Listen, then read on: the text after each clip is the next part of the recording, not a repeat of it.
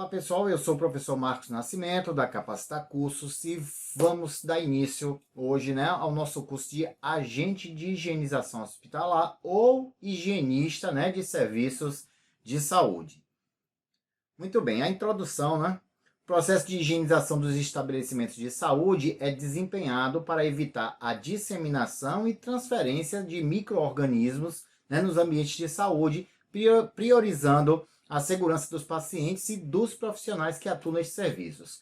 Então, uma ideia é desempenhar a função de evitar a disseminação e transferência de micro-organismos nos ambientes de saúde, que é uma coisa bem perigosa, se a coisa se alastrar. O higienista de serviços de saúde desempenha o importante papel de assegurar um ambiente com qualidade de vida sem oferecer riscos à saúde humana. Contribui com a correta limpeza e desinfecção dos diversos estabelecimentos que oferecem serviços relacionados à saúde. Este profissional deve ter ciência que falhas nos processos de limpeza e desinfecção podem acarretar sérios riscos à saúde humana, levando à infecção hospitalar. Então, por conta da falta da higienização da forma correta. Contudo, este material, este curso, proporcionará aos alunos noções para que o seu trabalho seja desenvolvido com qualidade e segurança, e ainda conhecerá medidas de higiene adequadas de acordo com o estabelecimento de saúde, sendo capaz de cumprir e solicitar que sejam cumpridas todas as exigências que assegurem a saúde coletiva. Então, para cada tipo de estabelecimento de saúde, há uma forma correta de se fazer a higienização. Nós temos postos de saúde, nós temos hospitais, nós temos clínicas, nós temos farmácias de hospitais e aí daí por diante, que é o que a gente vai desenrolar aqui no nosso conteúdo durante essas 4 aulas, certo? Bom, agentes de risco no ambiente assistencial à saúde. Bom, os agentes de risco à saúde. Bom, os agentes de risco são classificados em agentes biológicos, físicos e químicos, tá? Então, nós temos os agentes biológicos. De acordo com a portaria 1608, de 5 de julho de 2007, os agentes biológicos que afetam o homem, animais e plantas são definidos em 5 classes de risco, tá? Enquanto a classe de risco 1 apresenta baixo risco individual e para a coletividade, enquanto o risco 5 é considerado especial por apresentar alto risco de causar doenças animal grave e disseminação no ambiente. Os agentes biológicos são compreendidos por bactérias, fungos, parasitas, linhagens celulares e outros organismos. Esses são os agentes biológicos. A gente vai desenrolar ele mais adiante no nosso conteúdo. Nós temos os agentes físicos, que compreendem radiações ionizantes, tais como raios-x, e não ionizantes, como ultravioleta, raios visíveis como luz solar ou artificial, como micro-ondas, frequência de ar rádio e raio laser. Tá? Isso é tudo agente físico, certo? Vibrações atmosféricas, como calor, frio e pressão atmosférica, e vibrações oscilatórias, como ruídos e vibrações, também são considerados agentes físicos. Isso tudo, o agente fica exposto, o agente de higienização fica exposto a esses fatores, tanto biológicos quanto os agentes físicos. E tem os agentes químicos. Existem inúmeras substâncias químicas e os trabalhadores de saúde estão expostos a estas substâncias. Anestésicos, esterilizantes, desinfetantes, solventes, agentes de limpeza, detergentes, medicamentos e drogas de risco, são alguns agentes químicos. Estes agentes são capazes de produzir todos os tipos de lesão celular e os efeitos da exposição aos mesmos podem manifestar-se imediata ou tardiamente. Por isso que se deve ter todo o cuidado ao manusear produtos químicos, porque você pode ter um efeito imediato, ter um efeito colateral pela exposição a esses produtos, tanto imediato como tardiamente. Lá na frente é que você vai sentir os efeitos. Então a gente vai trabalhar aqui no nosso conteúdo com essa parte também, com os cuidados que o agente deve ter em relação a trabalhar com esses agentes, tanto químicos, físicos e biológicos. Os agentes físicos, químicos e biológicos oferecem riscos à saúde humana. Tendo em vista o quanto os agentes de risco podem interferir na saúde do homem, existem 2 atitudes a qual se deve optar: prevenção quando existe a certeza de que todos os riscos são conhecidos no estado, né, no estado atual do conhecimento e reconhece-se a existência de medidas para diminuir, eliminar e intervir no possível, né, dano. Sendo assim, adota-se atitude de segurança em função dos riscos identificados. Vou dar só como um exemplo, né? O uso de luvas, prevenção, não é? Evita o contato, como, por exemplo, com agente químico ou mesmo biológico. E tem precaução, quando há certeza de que nem todos os riscos são conhecidos, certo? No estado atual do conhecimento, e leva-se a crer que existe a possibilidade da ocorrência de danos, tá? Como o risco desconhecido não pode ser considerado como sendo inexistente, a gente sabe que ele existe, a gente não conhece, mas sabe que existe o risco, né? Mas não pode ser considerado inexistente, deve-se ser mais restritivo e implementar medidas que possam prever, né, o possível dano. Seguindo, o que são, né, patógenos? Bom, os micro-organismos patógenos são aqueles responsáveis por invadir o corpo humano e causar diversas doenças e são considerados agentes biológicos, tá? Vírus, bactérias e fungos são alguns patógenos capazes de causar doenças em seres humanos. Então, patógenos, micro-organismos que são responsáveis por invadir o corpo, né, e causar diversas doenças. Como exemplo, vírus, bactérias e fungos, tá? Então, isso são patógenos. Vamos falar das técnicas de eliminação de agentes patógenos. Os mecanismos realizados para eliminar os agentes patógenos são conhecidos como desinfecção e esterilização. Estes são procedimentos diferentes, tá? Então vamos diferenciar aí esterilização de desinfecção. A esterilização é a eliminação ou destruição completa de todas as formas de vida microbiana, né, como bactérias, fungos e vírus, sendo executada no próprio estabelecimento de saúde através da aplicação de agentes físicos ou químicos, certo? Então essa é a esterilização, você elimina, você destrói por completo as formas de vida microbiana. E a desinfecção é o processo que elimina todos os micro-organismos ou objetos inanimados patológicos, com exceção dos endósporos, certo? Dos endósporos, bacterianos, ou seja, os esporos não são destruídos. Esse processo não deve ser confundido com a esterilização, visto que não elimina totalmente todas as formas, né, de vida microbiana. Esse endósporos, o professor deu uma parada aqui, mas endósporos tem aí no texto explicando, é uma estrutura dormente e não reprodutiva produzida por bactérias com a função de garantir a sobrevivência da bactéria por períodos de estresse ambiental. Então, são resistentes e sobrevivem por longo período de tempo. Ou seja, quando você faz a desinfecção, por exemplo, apenas passar pano, você fez uma desinfecção, mas esses elementos, micro-organismos, endósporos, eles se mantêm, ele dá uma sobrevida, ou seja, ele pode durar por mais tempo. Então, é preciso fazer, além da desinfecção, a esterilização, porque vai destruir totalmente, certo? Os processos adotados para que ocorra a descontaminação dos ambientes são limpeza, desinfecção e esterilização. Então vamos lá. Técnicas de limpeza. Este processo remove fisicamente a contaminação por micro-organismos e materiais orgânicos. Este é o processo essencial para que sejam realizadas as técnicas de desinfecção, né, e esterilização. Então começa pela limpeza, né, pela técnica de limpeza. O principal objetivo é reduzir a quantidade de bactérias e outros micro-organismos, remover contaminantes orgânicos e inorgânicos e remover qualquer resíduos perceptível a olho nu, o que a gente pode ver, remover. Esta técnica é normalmente realizada com água e sabão, certo?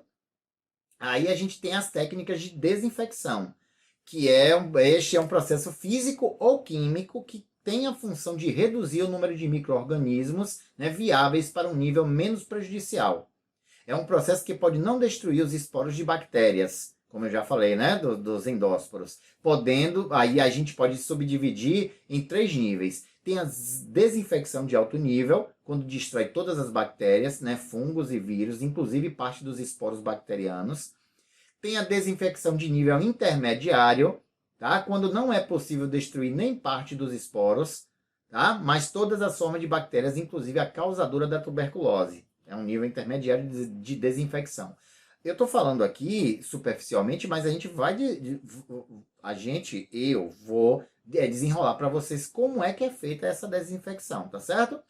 E tem a desinfecção de baixo nível, quando é possível eliminar todas as bactérias, exceto na forma de esporos, tá? Alguns vírus, e quando não é capaz de eliminar o bacilo que causa a tuberculose. Certo? Então é uma desinfecção de baixo nível que ela não consegue eliminar nem, por exemplo, o bacilo que causa a tuberculose. E temos a técnica de esterilização. Para se obter a esterilização, é importante considerar as características dos micro-organismos, a resistência das bactérias e seus esporos, o número de micro-organismos e ainda características do agente que será empregado para a esterilização. Qual é o tipo de agente físico, químico, né, biológico, qual que você vai utilizar para fazer a esterilização. Aí agora, aqui a gente vai, vou usar o termo assim, uma pausa, né? Eu falei das técnicas que são utilizadas, mas a gente vai desenrolar ela mais à frente, certo? Fiquem atentos a isso. Aí a gente já passa agora aqui para a parte de estabelecimentos de saúde.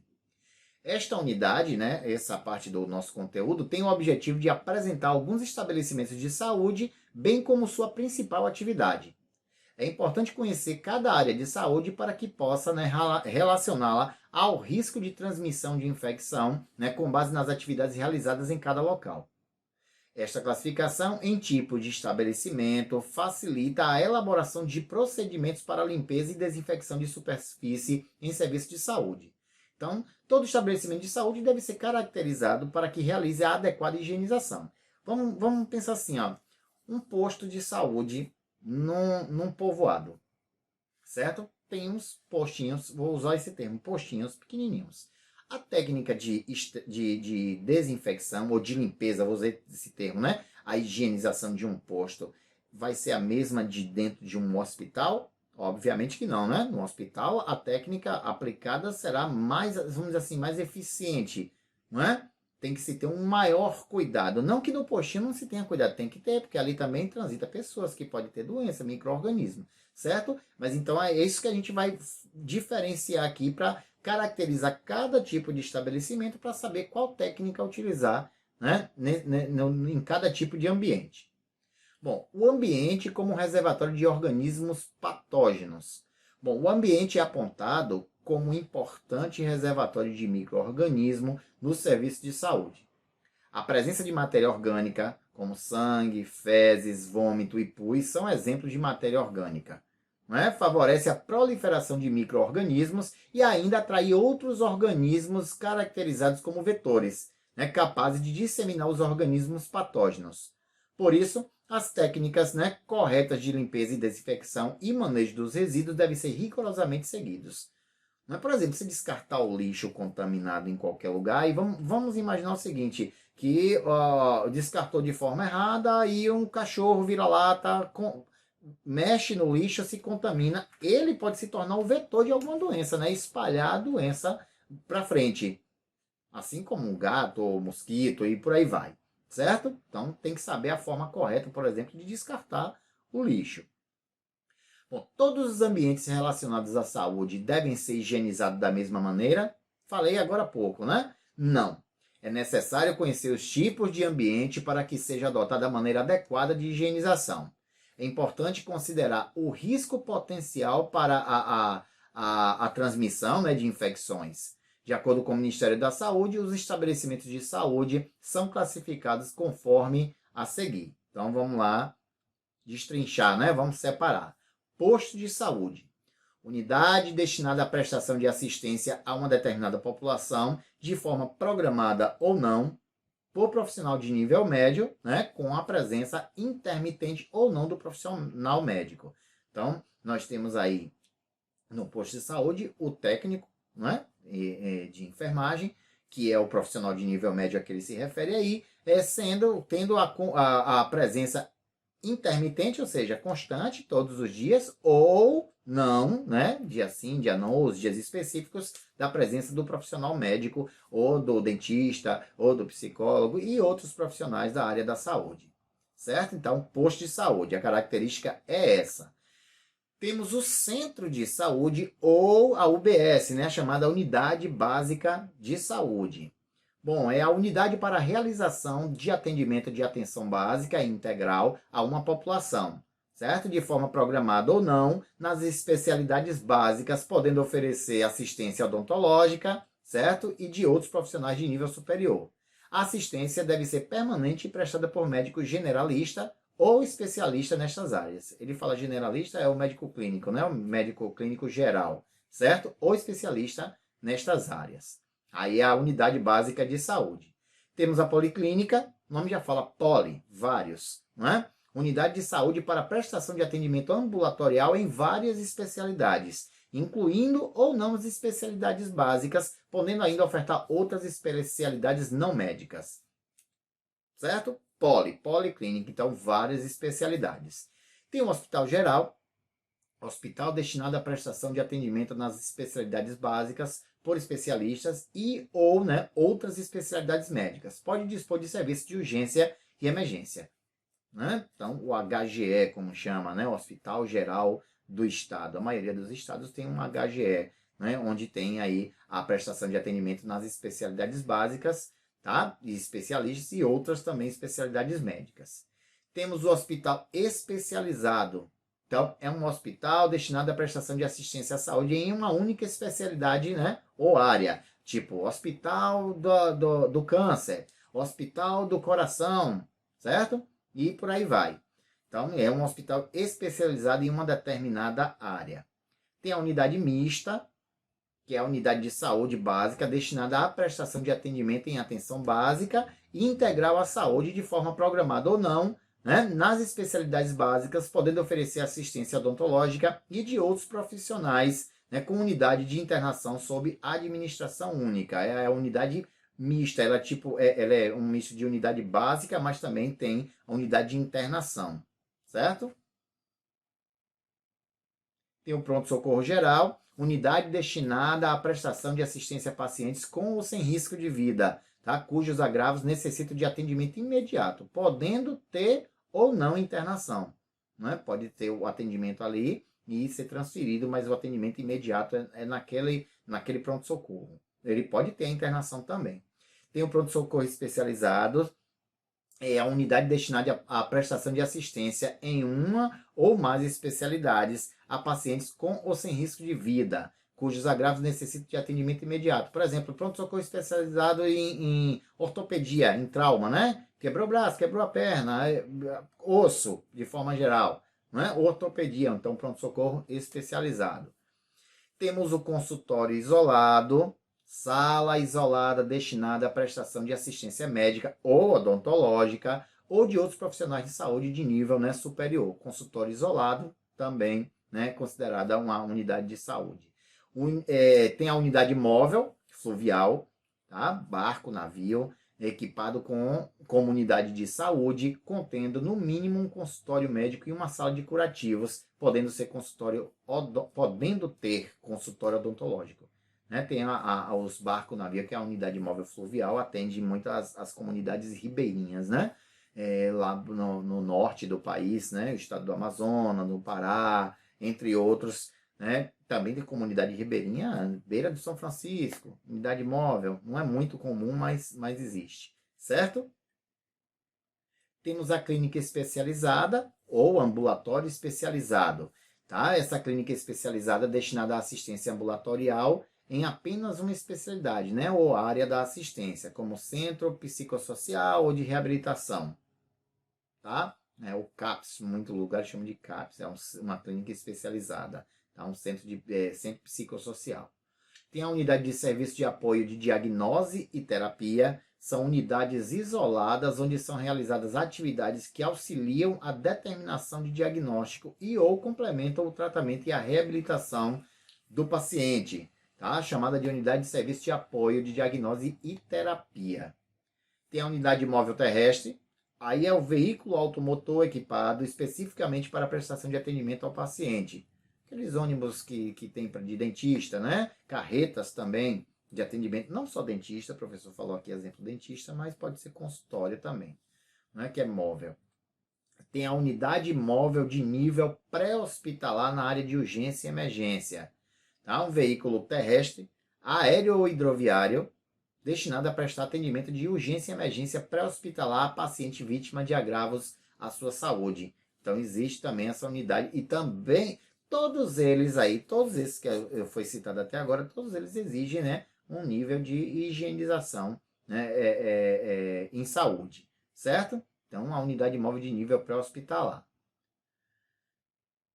Farmácia. Estabelecimento de saúde isolado em que é feita a dispensação de medicamentos, né, básicos, essenciais, né, aquele programa Farmácia Popular, ou medicamentos excepcionais, né, alto custo, previsto na Política Nacional de Assistência Farmacêutica. Também considerado estabelecimento de saúde, certo?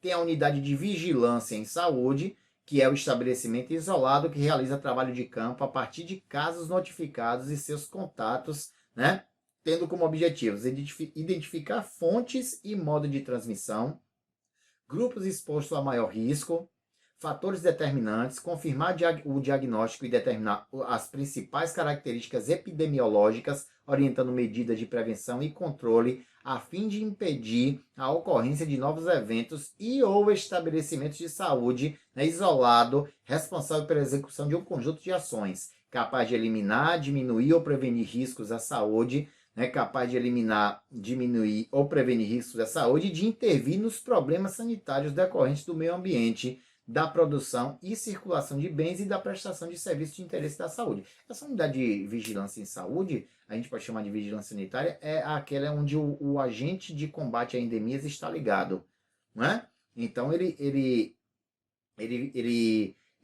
observa os fatores determinantes, né? Ele confirma diagnóstico, determina os princípios característicos da epidemiológicos e tudo que foi dito aí nesse trecho, certo? Conhecido como vigilância sanitária, e um profissional que acho que todos que assistem essa aula devem conhecer, é o agente de combate a endemias.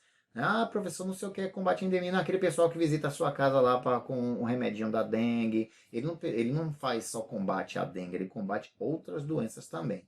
Ah, eu queria saber mais sobre isso. Curso de agente de combate a endemias. Temos na nossa grade também. Se você se interessa pelo conteúdo, é só se matricular na próxima turma e participar. Certo? Tem mais, não acabou não, viu? Cooperativa, unidade administrativa que disponibiliza seus profissionais cooperados para prestarem atendimento em estabelecimento de saúde, né? Como as cooperativas médicas. Tem o centro de parto normal isolado, unidade intra-hospitalar ou isolada, especializada no atendimento da mulher ao período gravídico, né, puerperal. Então, centro de parto para as mulheres grávidas ter seus bebês. Tem o hospital dia, que é isolado, unidades especializadas do atendimento de curta duração, com caráter intermediário entre a assistência ambulatorial, tá, e a internação. Ele fica aí entre a assistência ambulatorial e a internação, certo? Temos a Central de Regulação de Serviços de Saúde. Professor, para que eu quero saber isso tudo se eu só vou limpar? Você deve conhecer todos esses, porque se você é contratado, não é? Vamos imaginar assim, você é contratado pela prefeitura da cidade onde você mora. Esqueça, não estou falando de concurso público, não. Estou falando de uma contratação.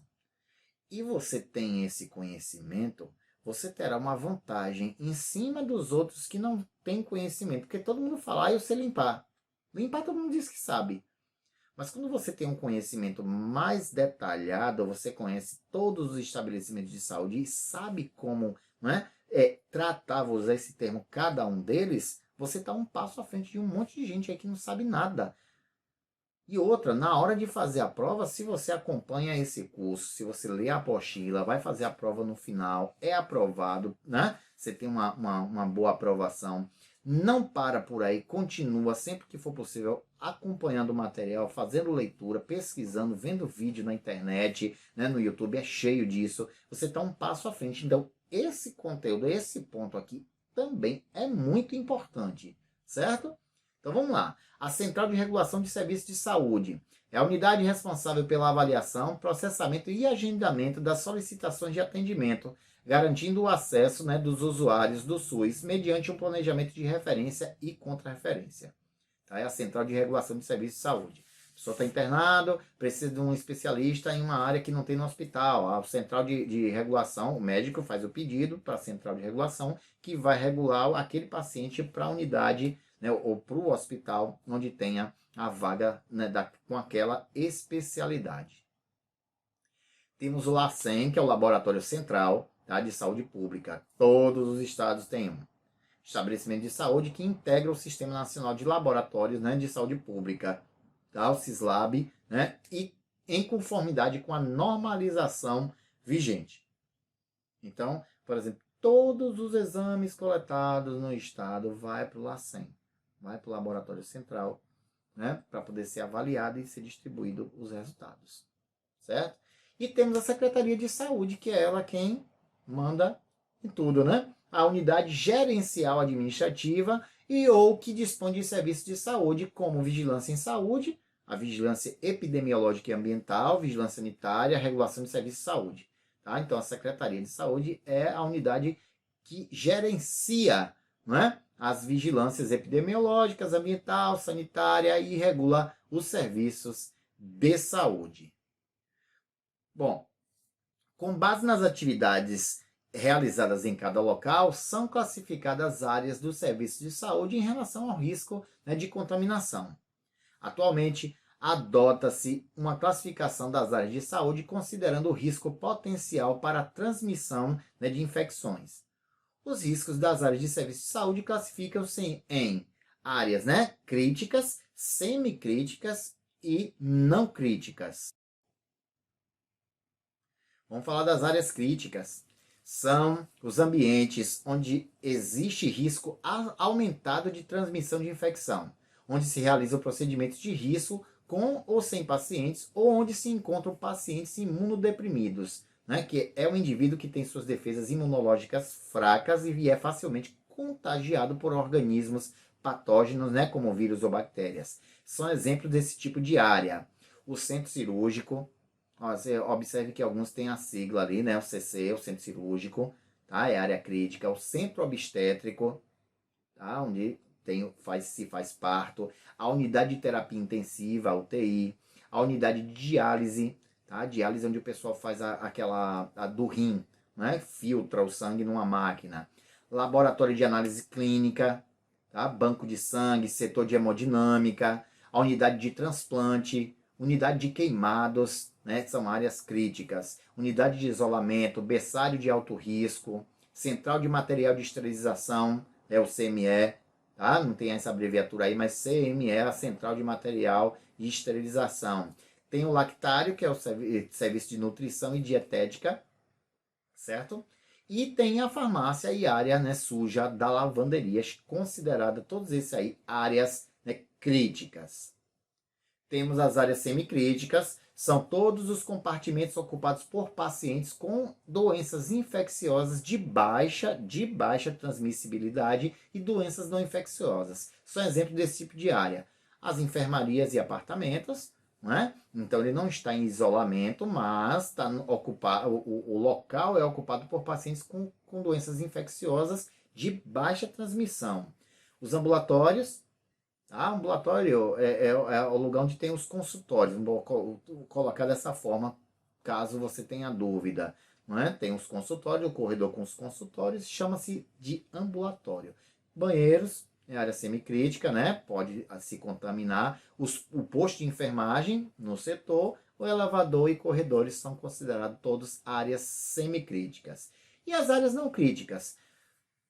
Quando ele fala não crítica, não quer dizer que não há risco. Há, mas um risco baixo, né? São todos os demais compartimentos dos estabelecimentos assistenciais de saúde não ocupados por pacientes e onde não se realizam procedimentos, né, de risco. São exemplos desse tipo de área. O vestiário, a copa, né, as áreas administrativas, os almoxarifados, onde se distribui material, né, a secretaria e a sala, né, de costura. Então, todos esses aí são áreas não críticas. Existe risco? Existe, mas não um risco, né, acentuado. Bom, para a gente finalizar a aula de hoje, a gente vai falar aqui dos equipamentos de proteção individual, que é uma coisa breve, certo? E aí a gente vai dar continuidade na próxima aula. Vamos lá. EPIs. equipamento de proteção individual. Conhecer os equipamentos de proteção individual de trabalhadores da saúde é crucial para que se cumpra as exigências, né, de acordo com os riscos proporcionados nos estabelecimentos de saúde. Então, o que são? A sigla EPI, já foi dito, já falei, né, refere-se aos equipamentos de proteção individual de acordo com a norma regulamentadora 6, que é a NR6, da portaria 3.214, de 8 de junho de 1978, tá, do Ministério do Emprego e do Ministério e Emprego. Trata-se de todo dispositivo de uso individual destinado a proteger a saúde e integridade física do trabalhador. A NR32 estabelece diretrizes básicas para a implementação de medidas de proteção à saúde dos trabalhadores do serviço de saúde, bem como aqueles que exercem atividades de promoção e assistência à saúde em geral. Então tem a norma regulamentadora número 6, a NR6, e a NR32. Professor, como é que eu faço para saber mais sobre isso? Pode me solicitar pelo WhatsApp. Professor, eu quero complemento aí. Eu te mando aí as NRs. Eu mando completo, da NR1 até a 36. Aí você vai ler o que interessa a você, que é a NR6 e a NR32. São pequenos trechos, não é nada muito comprido não, certo? É só solicitar. Essas duas tratam, né, do ambiente em saúde. Os trabalhadores que realizam as limpezas do serviço de saúde devem ser capacitados inicialmente e de forma continuada quanto aos princípios de higiene pessoal para começar, risco biológico, químico, certo? Sinalização, rotulagem, EPI e procedimentos em situações de emergência. Contudo, para as atividades de limpeza e conservação, cabe ao empregador providenciar. Vamos lá, gente, ter esse conhecimento é imprescindível. Eu sei que você que está assistindo a aula aqui entende isso e por isso está participando do curso, certo? Porque você participar de uma seleção onde você tem só vontade, não funciona. Não funciona. Você tem que ter a qualificação, você tem que ter o conhecimento para fazer uma boa prova e outra, conseguir comprovar esse conhecimento através, né, por exemplo, do certificado, né, do curso que você fez. Então, olha lá. Contudo, para as atividades de limpeza e conservação, cabe ao empregador providenciar.